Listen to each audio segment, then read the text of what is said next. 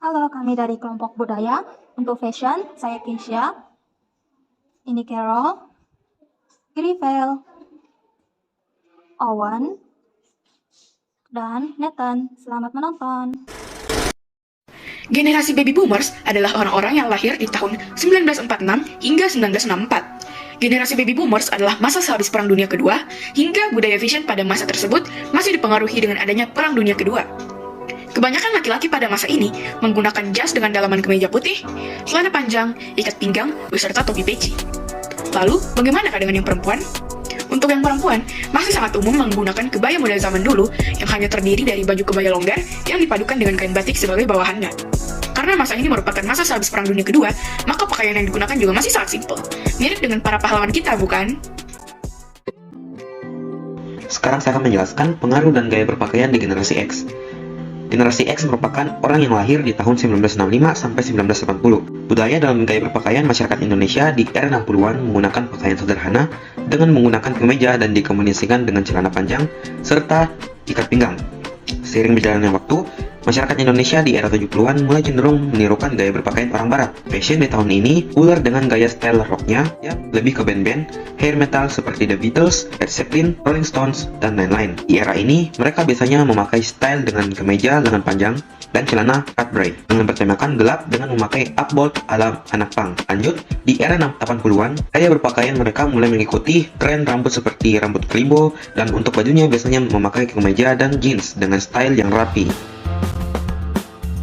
Generasi Y atau milenial adalah generasi yang lahir pada tahun 1981 sampai 1995. Fashion pada saat generasi Y sangat bersandar dengan style yang sporty casual dan santai, seperti sweatpants, track pants, dan t-shirt. Selain itu, milenial juga terpengaruh dengan style yang imun tetapi casual, yang berasal dari Korea. Hal ini didukung oleh generasi Y yang sudah terbiasa dengan penukaran informasi antar dunia, dan kecocokan style Korea ini dengan cinta milenial terhadap fashion yang casual dan minimalis, seperti oversize hoodie, tank top, dan juga menambahnya dengan bawahan yang imut-imut.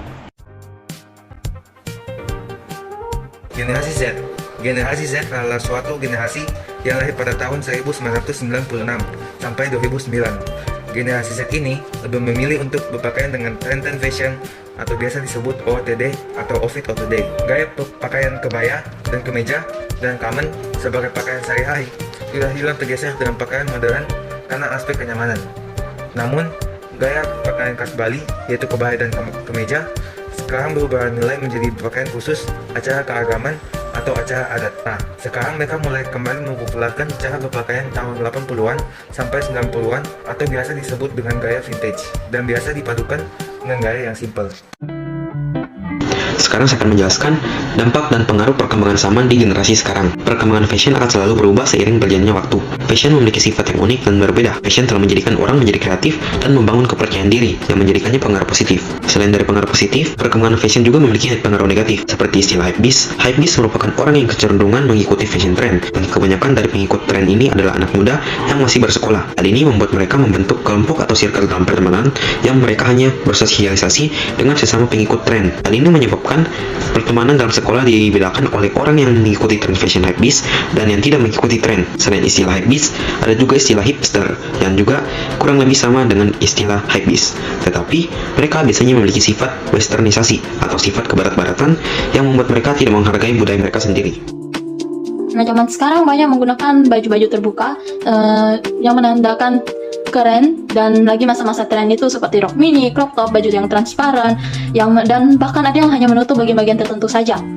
Nah, itulah yang membuat banyak orang tua selalu menegur, memberitahu, dan menyuruh kita mengganti pakaian yang lebih tertutup dan sopan seperti rok, misal maksimal selutut, celana pendek begitu pun juga selutut, baju crop top dan crop top pun masih menutupi seluruh tubuh kita. Mungkin kita jengkel ya, karena kenapa kita dilarang pakai baju yang tren, yang keren-keren itu. Nah, saya ingin sampaikan apa gunanya kita menggunakan baju-baju yang ketat, yang kecil, yang pendek itu. Karena tanpa kita sadari, orang-orang di luar sana itu tidak semuanya baik, tidak semuanya menghargai dan menghormati kita. Kadang kita juga tidak pernah tahu apa yang mereka pikirkan dan apa yang akan mereka perbuat kepada kita sendiri. Dan tubuh ini juga Tuhan berikan kepada kita untuk dijaga, karena kita ini bait Allah, miliknya Tuhan. Bukan untuk diperlihatkan atau dipamerkan ke semua orang. Dan itu tertulis pada 1 Korintus 6 ayat 20. Sebab kamu telah dibeli dan harganya telah lunas dibayar. Karena itu muliakanlah Allah dengan tubuhmu. Jadi kita itu telah ditebus oleh Tuhan, sehingga kita ini milik Tuhan. Dan kita sendiri telah diciptakan oleh Tuhan dengan baik, bahkan amat sangat baik di mata Tuhan, serupa dan segambar dengan Tuhan. Jadi kita gunakan tubuh ini untuk memuji dan memuliakan Tuhan sebagai tanda kita bersyukur, berterima kasih kepada Tuhan karena Tuhan telah menghapuskan segala dosa-dosa kita. Nah, itulah respon kita yang seharusnya sebagai umat-umat Kristus. Terima kasih telah menonton video kami, semoga kalian menikmatinya dan mendapatkan informasi yang berguna. Sampai jumpa di lain kali. Tuhan Yesus memberkati. Dadah.